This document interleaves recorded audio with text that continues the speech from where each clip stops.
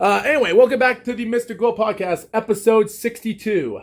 I think it's episode 62. Is it episode 62? Yes, episode 62. And today, this is the fifth episode of this month. I'm going to go through this one as quickly as I can. This is going to be a short 30 to 40 minute episode. I better start shaving my beard because I keep itching my nose so much when I have a mustache. But, of course, that is not the point for today, ladies and gentlemen. You have to start shaving after this. But what we have in store, we have a couple topics to talk about today. The second topic is going to be a doozy. And if it has anything to do with the last episode, kind of. We'll get to that.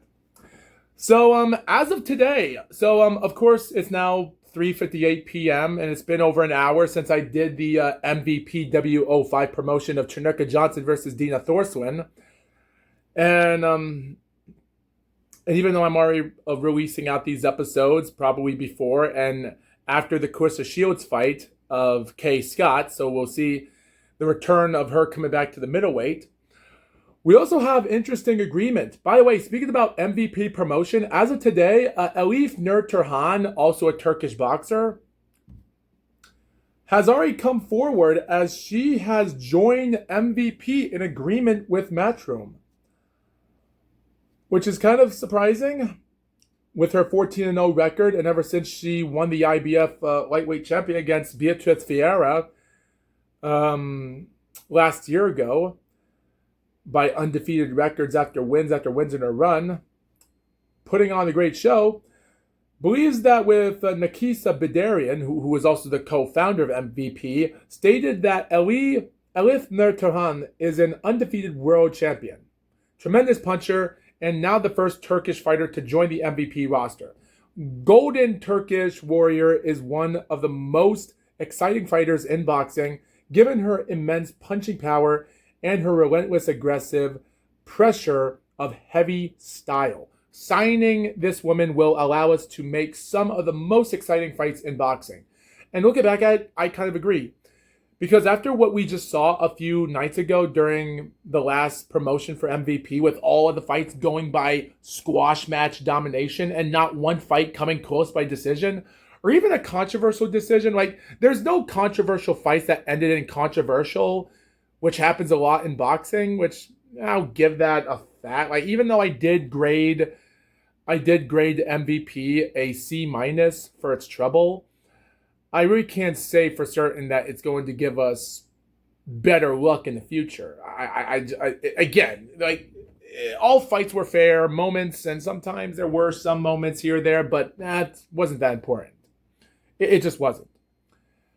And in more words, and in more news of recent information of world fights and top contenders, Tara Moana has stopped his fighter DeAndre Savage just today in Australia, setting the spot for a Fury Joshua undercard after knocking out his opponent in round 2 by knockout to secure another great victory.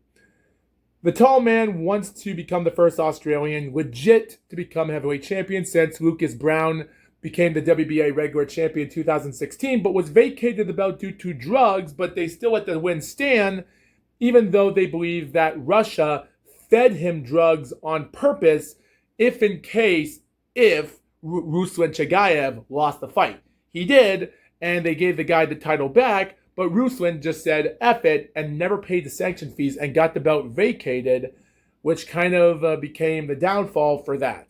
And Lucas Brown never became the same fighter after that, which kind of stinks to not know if there's an Australian boxer that's champion. But again, the real point is there should have been better for anyone else here. They also believe that Richard Torres has eyes returned for the end of the year after his second round utter defeat. With the unbeatable Clarissa Shields surprised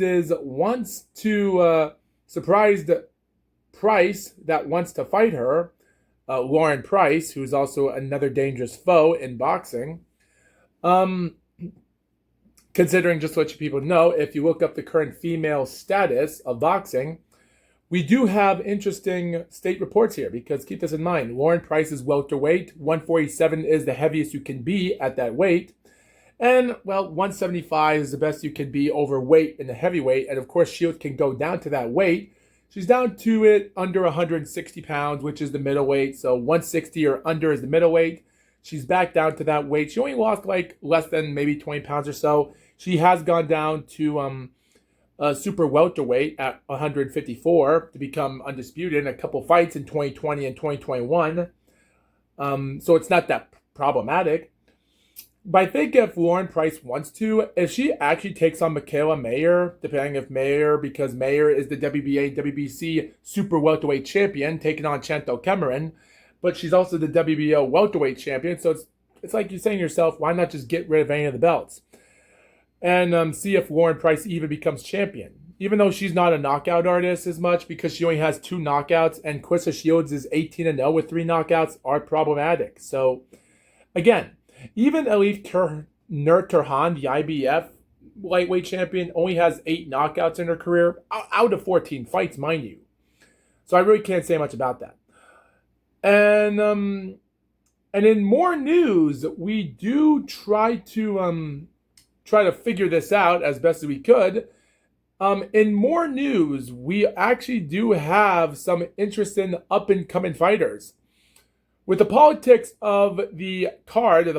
card of all time with the most boxing going on, as of today, due to Ben Hammonds, the guy that's involved with Box.live, released a statement just this earlier around 8 a.m. talking about Dana White of Zuffa Boxing arriving is promising a future freed from the politics of the fragmentation and vested interests that have plagued the sport of generations.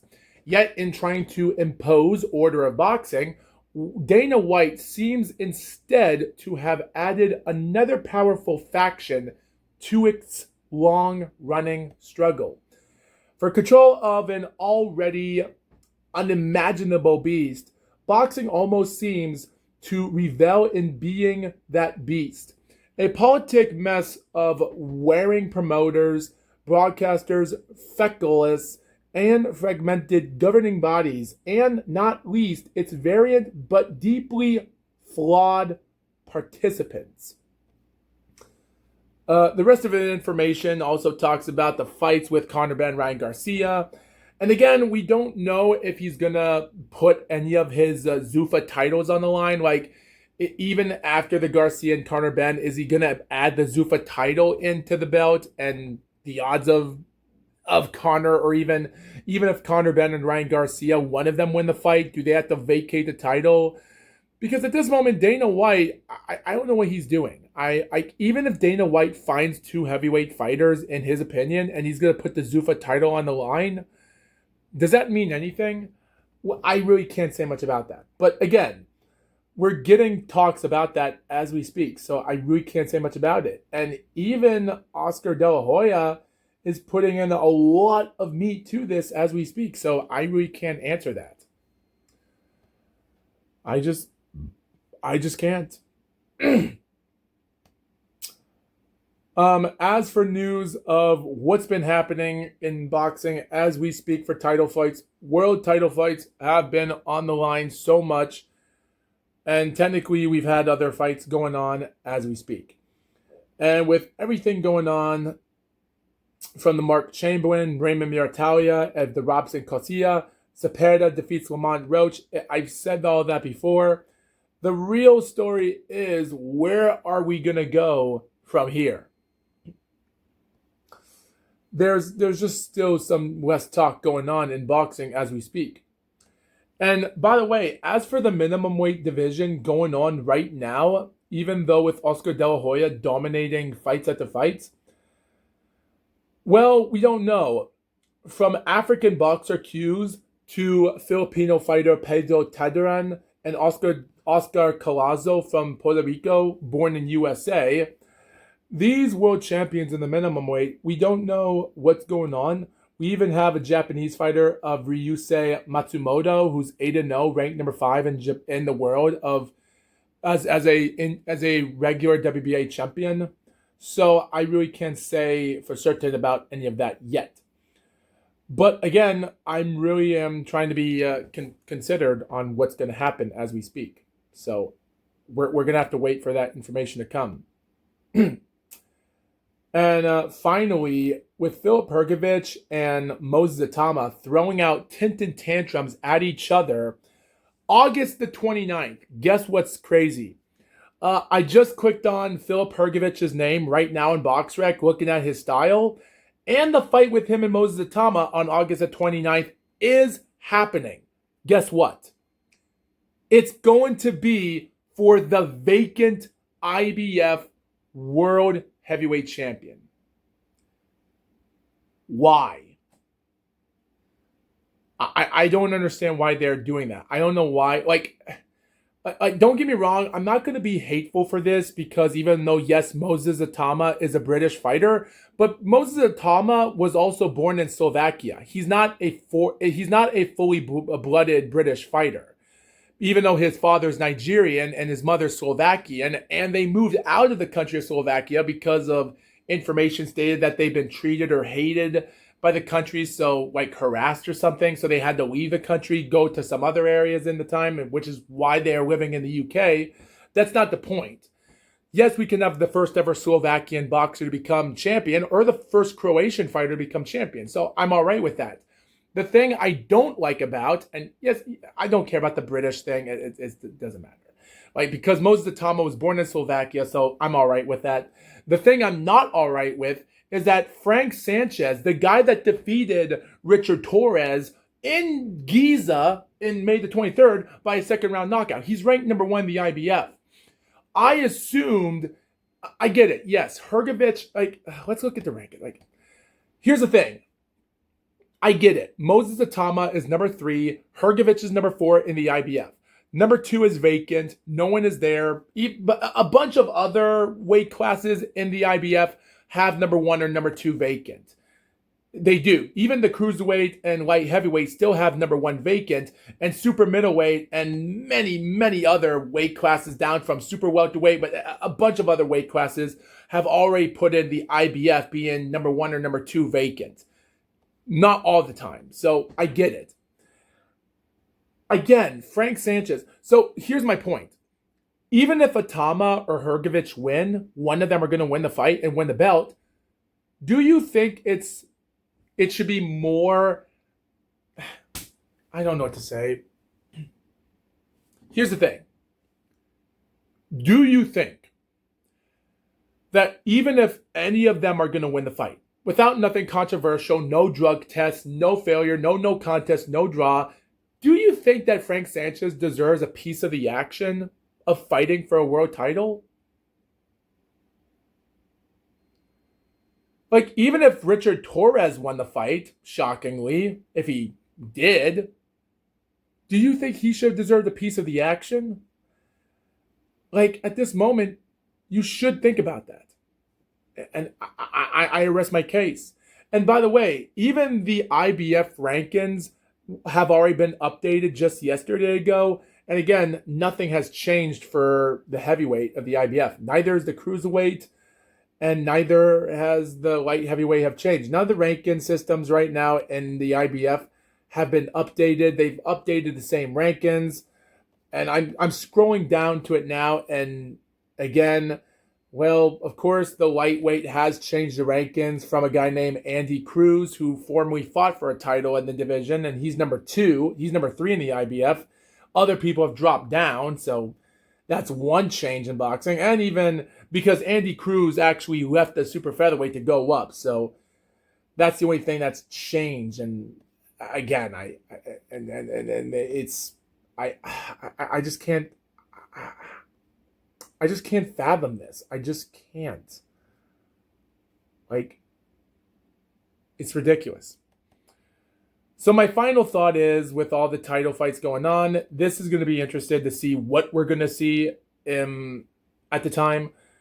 We are going to have other fights, but again, due to Frank Warren of Queensberry Promotions here, live in DAZN, they're just going to have a bunch of non-title fights with Dennis Baranchek coming out of boxing after his defeat against Keyshawn Davis, taking on Sam Noax.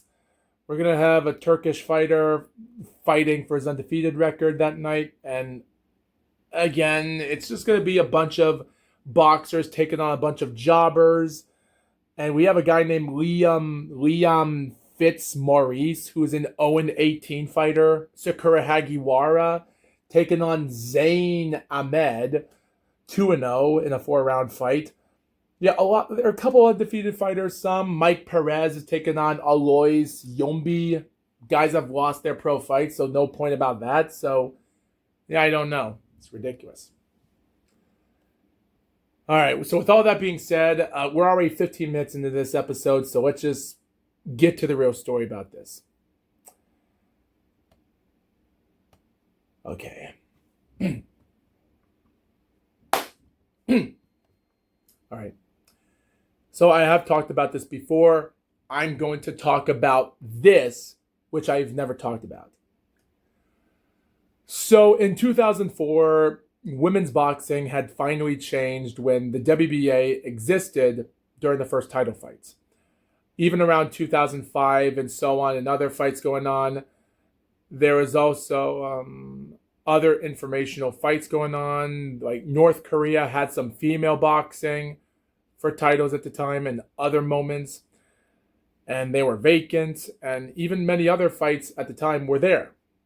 But of course, when 2005 came along, from WBA standard, the WBC came around that year, and we got bigger opportunities.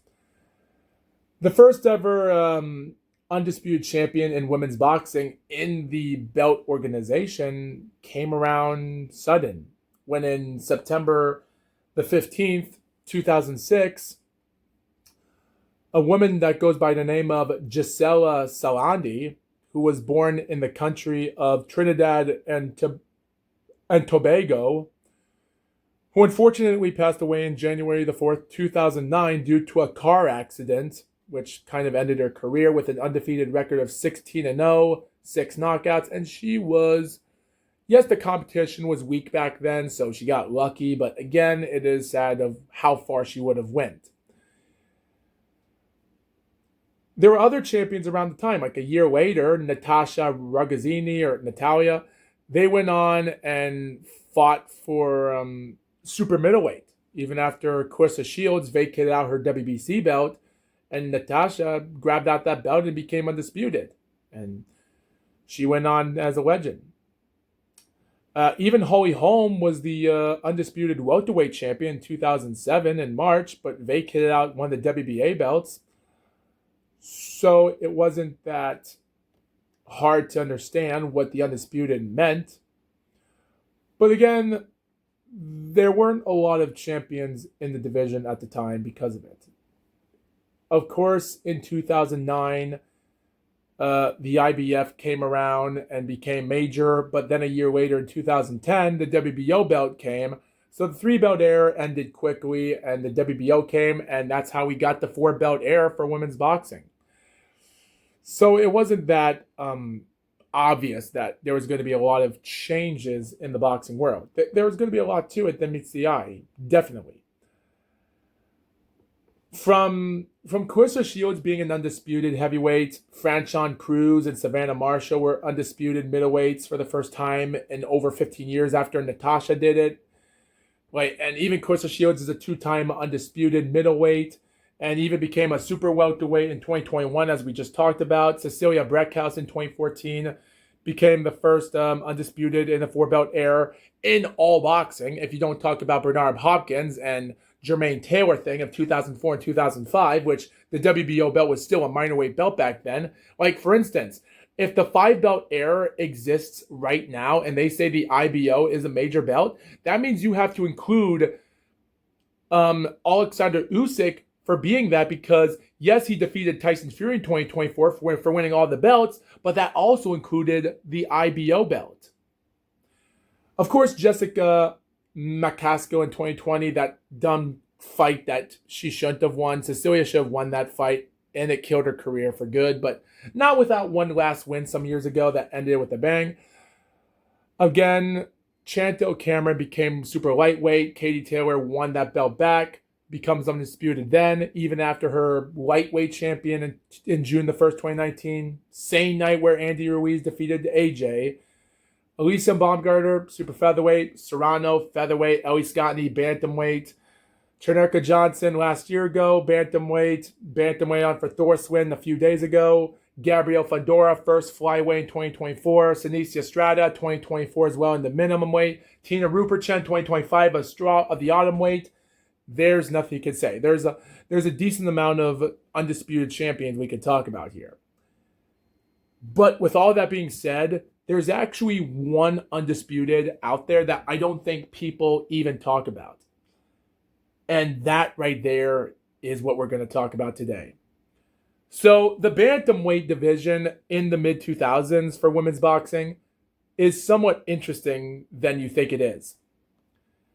It started out with sort of a surprising bang for boxing. Now, back in 2005, in February the 28th, Jackie Nava became champion. Fortunately, for some reason around the later time that same year, she vacated it or relinquished the title.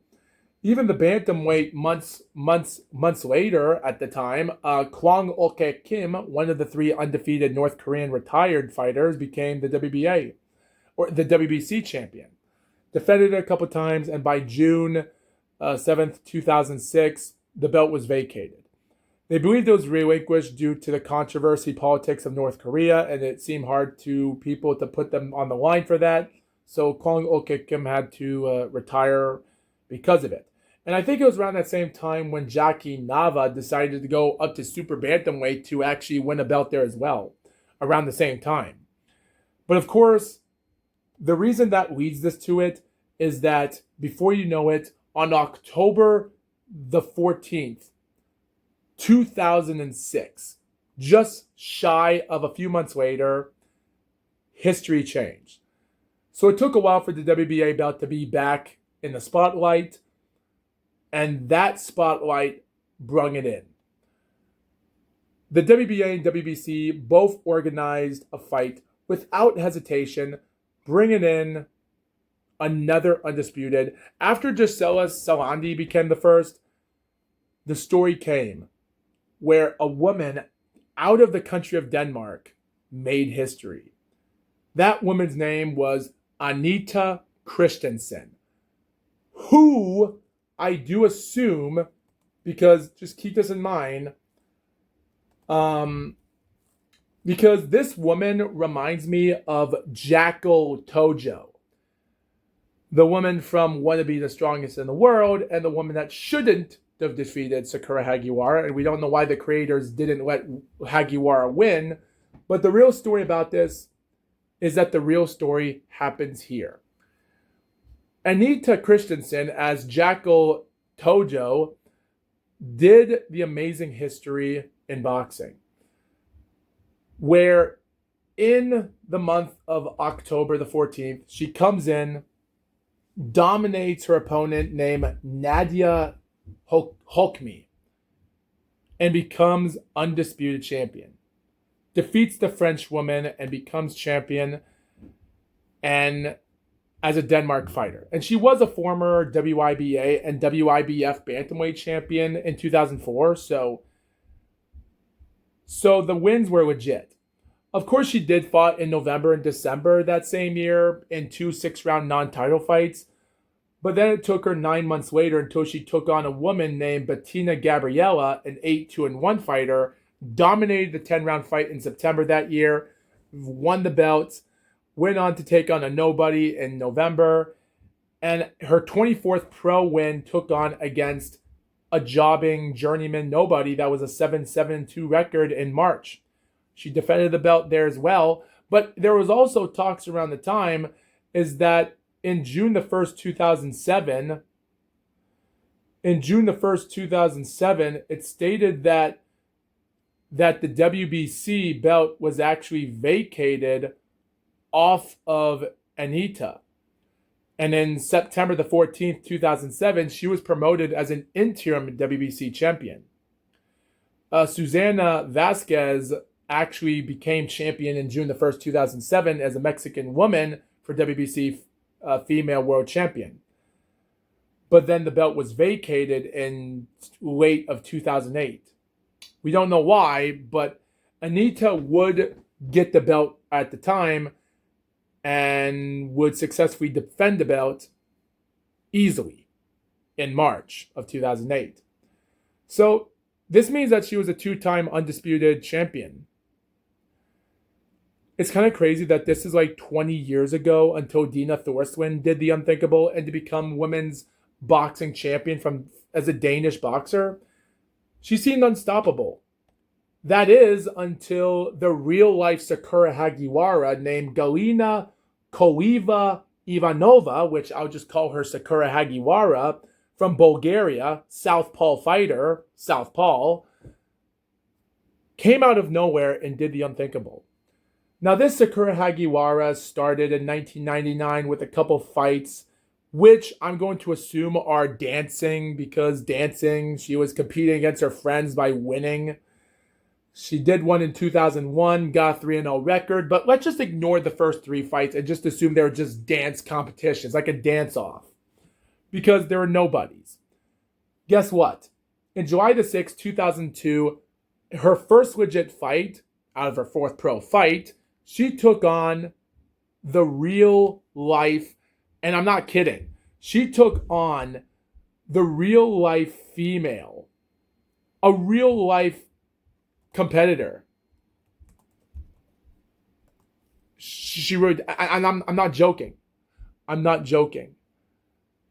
She took on a real life competitor here. A 9-0 fighter. Like, I'm not joking about this. I really am. She took on the real life Rio Kazama. And not joking, because this Kazama fighter, out of nowhere, who her real name is Diana Shizagia from Vienna, came on and dominated the fight and defeated the Bulgarian Sakura Hagiwara. And then 4 months later, they had a rematch in a 10-round fight for an Austrian international flyweight, super flyweight. Dominated a 10-round fight. Yeah, Hagiwara lost both fights. Fought for a draw months later in 2003 for an EBU title. Won that fight against an undefeated fighter, Maria Moroni. Split decision. Took on Daisy Lang for the WIBF World Super Flyweight in 2003 of November, 1 year before the WBA existed in boxing. So I guess that wasn't a legit problematic. So yeah. And then in April of 2004, it looked like she took on a more dangerous fighter named Bettina Kasabi, who would later go on to have an undefeated record from Hungary, 28-10, with 1 no contest, which should have been a legit win. And that woman was a 2004 WIBF International Boxing Bantamweight champion, so she retired undefeated as a Hungarian fighter. Yeah, it's crazy. This woman became the second version of probably Sakura Hagiwara's friend during the series finale. That's the best I can say. It just goes to show you, this is what the competition meant. So anyway, Sakura Hagiwara comes into this and out of nowhere, for some reason, after her utter defeats against these undefeated fighters, which were legit, but back then were tough for people to take on these fighters. So this woman from Bulgaria, was just a forgotten foe. Yeah, she was the former WIBF. She went up to bantamweight. She scored a draw that same year in 2004 against someone for that WIBF belt in super bantamweight. She won a few fights, defeating a 17-1-1 fighter in September of 2005. won a couple more against a nobody and maybe a somebody in October and November. But then after that, she took on a woman where she lost a 10-round fight, not by dominance, lost against another fighter in March, a full year later of 2007. She won against another fighter named Miriam Cholmaz, who was a 7-0 fighter and barely won the EBU European featherweight by majority decision. And then went on to take on Ramona Ciucioni for the WIBF World Lightweight title and lost that fight by split decision. But a lot of these defeats that the Sakura Hagiwara woman lost against, except her first two defeats, were by close decision. She was winning rounds and these fights were tough, so that didn't mean that she was not being competitive in these fights.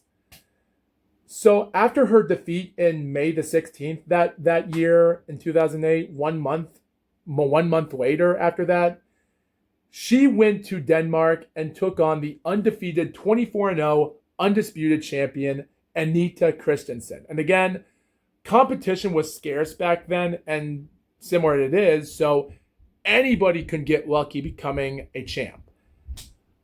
Yes, this Hagiwara character came in. She only had 9 wins, 6 losses, and 2 draws at the time, but that wasn't legitimately bad. Yes, she had 0 knockouts. She would have scored a couple knockouts later in her career, one in 2012 and 13 against nobodies, but the rest was history. Because I will say this, though, there is no fight footage of this fight on June the 21st, 2008 in Denmark. We don't have fight footage of this, but we do have judges' scorecards. And we do have one judge that was there that night. And his name was Glenn Feldman, who I know a lot. And his judging is surprising. So what's kind of interesting is that Anita Christensen was also a GBU Global Boxing Union champion, which is another minor weight belt at the time. But it also stated that the WBA belt was vacant at the time for some reason, but probably still made her somewhat of a sort of an undisputed champion. We don't know. But she was defending out her WBC belt at the time. So that's what it says here in BoxRec of Wiki. Surprisingly, the sources went on and pushed itself pretty well. The information that we know is that the fight seemed pretty tough in the beginning part, someone said, until Galina from Bulgaria, the Bulgarian Sakura Hagiwara, came out and scored a 4th round knockout against the Danish fighter. And keep this in mind, this fight was from Denmark. Keep that in mind. So she's fighting in this woman's backyard, this undisputed champion, scores a knockout, comes into the remaining after 5 rounds and just outboxes her from the remainder 5 rounds. After 10 rounds of boxing, Glenn Feldman gave it a wide 189 score for the Sakura Hagiwara. The other 2 judges, named Jean-François Toupin, scored it 98-91, surprisingly, and another guy named Giuseppe Quartarone scored it 97-93. Who that fighter is in Italian, all favored by unanimous decision, Galina Koiva. Now, considering you can say that this champion was a fluke because I don't think Anita Christensen was actually working hard at the time, and it kind of does stink. Because around that time, just a few months later, on September the 6th, 2008, Sakura Hagiwara would later take on the legend Mexican fighter who was 19-1 at the time, Zelina Munez, who I have talked about before because Zelina Munez is also the same woman I talked about who actually took on against Dina Thorslin in 2021 and got KO'd in the 7th round by Thorslin, and has retired from boxing since 2024 with a couple more defeats at that time after that. So That was a legit fight for the first ever title defense for the Sakura Hagiwara fighter. Two judges favored it, 96 to 94 for both one each of the fighters, but the other evened it 95, a split decision draw, and that was from Tijuana. So, yeah. So this Bulgarian fighter went to everyone's backyard fighting, retaining this belt. And Zelina was surprised. She even went to Russia to take on a Russian woman named Oksana. And two of the judges had it close by close point differentials of 1 or 2 points by each fighter. And the third judge had it a whopping 99 to 91, favoring the Bulgarian, retaining her belt for the second time. That right there is ridiculous, that this woman was going to other people's country to retain the title. The thing about Anita Christensen, mind you, is that she was defending her titles in her own country of Denmark. And this Bulgarian woman, Sakura Hagiwara, was going from other people's country defending it. That right there is utter amazement. That has to be one of the greatest undisputed champions in the two-belt era for women's boxing. Even though it's like how Natasha Ragazzini, the super middleweight champion around the time, she was actually fighting in her own country of Germany. Except her last fight was from Russia during that heavyweight fight that she retired in the end of 2009. But again, and Holly Holm, she vacated out her belt soon. And as for our other boxer, young fighter who passed away in a car crash, unfortunately, well, about her, just looking up Gisela as well. Gisela was boxing in her own country as well. So all of these undisputed female champions in the two-belt era of WBC and WBA were fighting in their own country. And this Bulgarian did the opposite. She was traveling from everyone's country retaining her belt. Like she was like the Canadian version of Tommy Burns in the mid-1900s, where the 5'7" short Canadian fighter was going from other countries, retaining his belt over 10 times until he lost against Jack Johnson for the title in 1908. Still, that is surprising, just to let you know. So the aftermath after that was crazy because by October, she took on a woman from Thailand who was 4-1, and that woman did defeat her. It was a close fight. The judges did favor the Taiwan fighter to win, but at least they were giving generous rounds to her, so it is what it is. The Bulgarian scored a knock. The Bulgarian did retire after that, but came back in 2012. Won a few fights fight for an IBF World Bantamweight Championship against Janeth Perez in November 2013, which ended in a split decision defeat. Took on a 5-1 fighter the next year, lost in a technical decision for an EBU title in 2014. Won a fight, drawed a fight, won a fight again in 2015, undefeated, lost a fight, lost another fight, a couple more fights and a few more fights in 2016. The last fight in 2016 was for the IBO Super Bantamweight. And then in 2017, she lost 2 more fights. So this Bulgarian woman's last 6 pro fights were devastating. But even though she recapped a record of 16 wins, 2 knockouts, all 16 of her fights ended in decision, no knockout, 4 draws in her 36 fights. I will say, though, this was still a historical moment. As for Anita Christensen, she never came back again until March 26, 2010 against 11 1-1 fighter for the WPBF, aka the World Professional Boxing Federation female bantamweight title, which ended with 2 judges favoring it 95 even and 196 to 94 for Anita. Majority draw. She came back 2 years later, again in May of 2012, to fight against an 8-9-2 fighter. Barely had 2 judges favoring her after 6 rounds of a 4-2 score, 5-1 for a third judge. Yeah, her record was 25, 8 knockouts, 1 defeat, 1 draw in 28 fights. That's all she wrote. So yeah, I will say though, this was a great real-life historical moment of a Sakura Hagiwara, and I actually like this story so much. And before we end this episode, I'm going to record 5 more minutes of this episode before we get to the 45-minute mark of this episode, because this is something I find more interesting than anything else about this. Because not only that you have two undisputed Denmark fighters in female boxing, one from the two belt era and one from the four belt era, 2 decades apart from each other, of 2006 to 2026, which is still a historical moment, don't get me wrong. And heck, even the Bulgarians, on the other hand, were pretty hard to understand, because when you look up Bulgarian world champions, you only have two of them.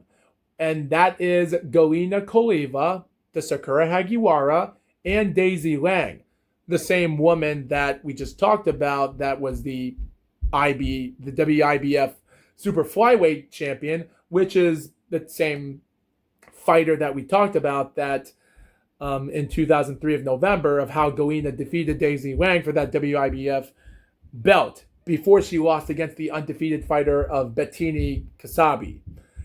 So yeah, those were two Bulgarian champions, and they're the only ones there in Bulgaria, which is crazy, because even Kubrat Pulev, the WBA regular champion, the fighter that won his belt in December 2024, less than a couple years, defeating Mahmoud Achar for that belt, becoming champ in the heavyweight. Yes, the WBA people don't think it's legit. It's just a regular belt. It doesn't exist as much as a major belt, even though me and Counterpunch Boxing both agreed. But again, we should agree with that.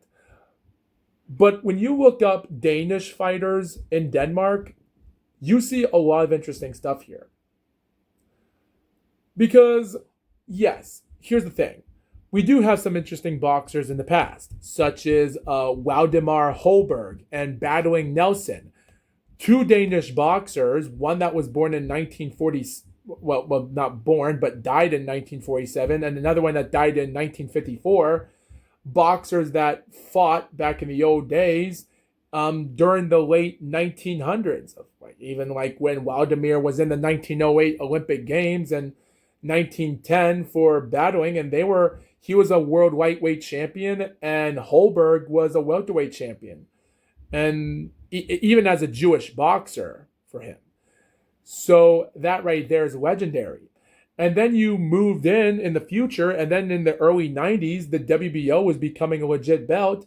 And then you have guys like Gert Bo Jacobson, who barely became a champion. Like, he was only a WBA welterweight champion in early 93, but lost it when he vacated it in late 93. And then you have the Bradal brothers of Jimmy, spelled with an I, two I's, and Johnny Bradali, two brothers who became champion.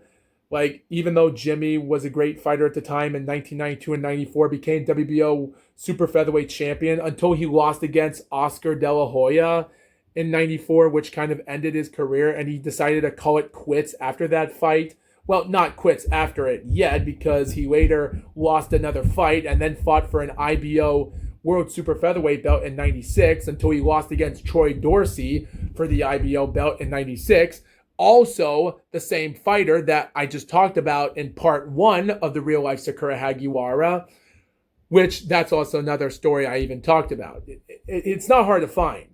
And even his other brother, Johnny, would go on to become, yes, he was a 92 super flyweight WBO champion, but a decade later, he comes out, becomes WBA bantamweight champion, and retired for good. And then after that, Anita Christensen, a couple years later, comes in, becomes undisputed, and that was it. What else could you say about Danish fighters? They're rare to find.